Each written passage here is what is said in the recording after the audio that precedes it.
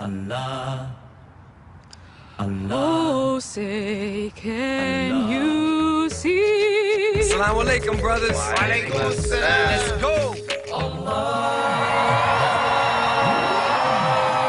By the dawn's early light, what so proudly we hailed at the twilight's last gleam.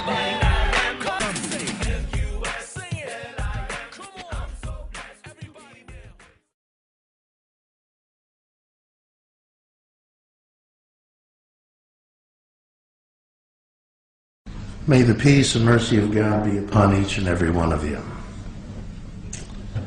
It was a year before 9/11, and my wife and I were standing in the Wichita, Kansas airport waiting for our baggage to come down the conveyor belt. She was standing there with her hijab and her abaya, and of course I was standing there with my rather long, unruly beard. And a gentleman across the way, oh, maybe 20 feet or 25 feet away, happened to glance over, see us, and then did a quick double take. And then he started to slowly meander around in a roundabout way, getting ever closer and closer to us, until after about 4 or 5 minutes he was standing right next to me. And at that point he turned to me and he said, "Where are you from?" And I said, "Well, I'm from about 35 miles north of here." No, he said. "I mean, where are you from originally?"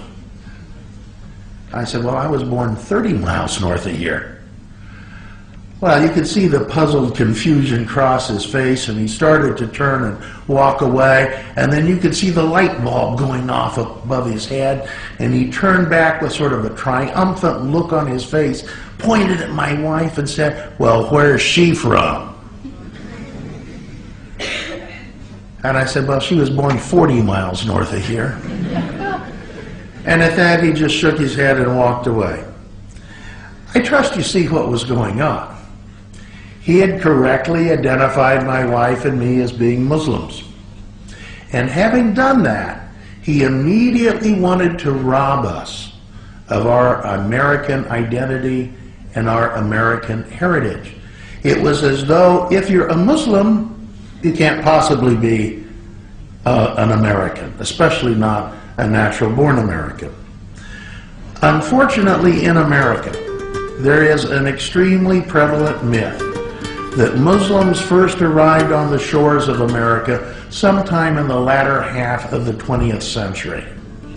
This is a myth that's believed by almost all non-Muslim Americans, and unfortunately also believed by many Muslims who are Americans. We're in Cedar Rapids, Iowa, the heartland of America.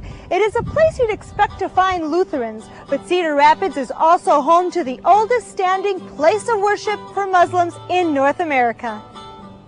People from the Middle East first came here in the 1920s looking for jobs, land, and a new life. Like their numerous Christian neighbors, they built a house of worship, the Mother Mosque. Some of those neighbors were Arabic-speaking Christians who helped their Muslim brothers and sisters start a new life in America.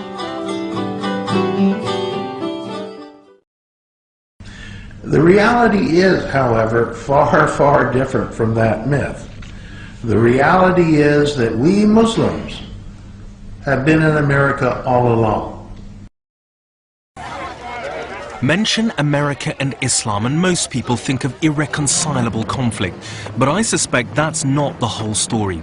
There are said to be 8 million Muslims in the United States, and the faith is said to be the fastest growing religion in this country.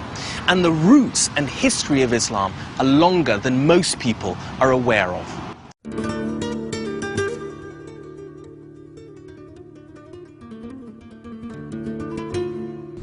We Muslims were in America well before the latter half of the 20th century. We Muslims helped to tame and settle the American Wild West in the latter half of the 19th century during the era of cowboys and Indians. We Muslims fought to preserve the Union and the American Civil War between 1861 and 1865. We Muslims stood armed and ready to defend the American coastline from British invasion in the War of 1812. We Muslims fought to secure American independence from Great Britain in the American Revolutionary War beginning in 1776. We Muslims built the agricultural base of the American South before there ever was a United States of America. We Muslims explored the Americas in the 16th century with the Spanish conquistadors. We Muslims were there with Columbus in 1492 when he supposedly discovered America. And yes, we Muslims were there long before Columbus was even born.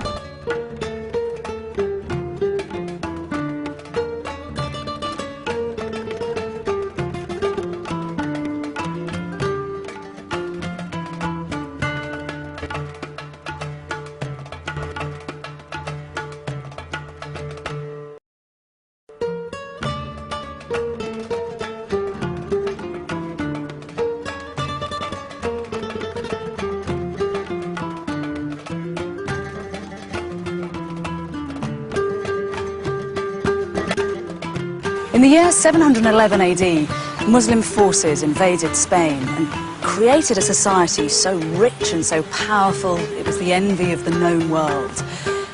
This wasn't the rigid, ferocious Islam of our imaginations, but a progressive, sensuous, intellectually curious culture that for a number of spine-tingling years looked set to sweep through the whole of Europe. It is an incredible story, but one that has been systematically written out of history. Like Judaism and Christianity, Islam is a religion born in the arid lands of the Middle East. Yet, at least one Islamic society came of age in Western Europe. In the year 711, 7,000 Muslims from North Africa landed on the southern tip of the Iberian Peninsula.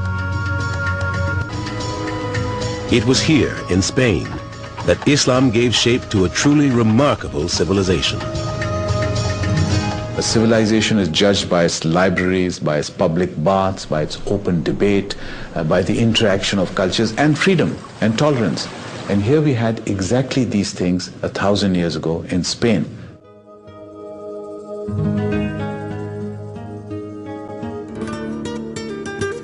You'll have Christians who remain Christian under Islam, but take Arabic as their language. The Jews and Christians, especially the Jews, are pretty well integrated into the economic life and into social life. They do business with Muslims and they interact with Muslims. So space is made for them. Under Islamic law, Christians and Jews are given the status of dhimmi, meaning protected people in Arabic. Muslims believe, and this goes back to the Quran, that members of religions of the book, the same scriptures, should be respected, which is to say they should be allowed to follow their religions. The Muslims share with Christians and Jews the concept of being called the people of a book. Ahl Kitab is the expression by which the Quran refers to Christians and Jews. This is what joins and makes Muslims, Jews, and Christians feel they are part of a family. Muslim Spain, or Al-Andalus, was a truly multicultural society in every sense of the word. It had Christians and Jews and Muslims, significant communities of all three religions.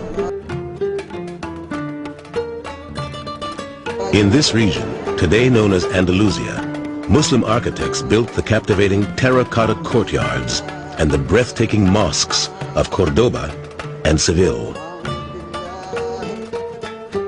The reason why Spain prospers is exactly because, one, there's this consolidated rule, there's one authority, and also because there are these links back to the glories of Islamic civilization in other lands.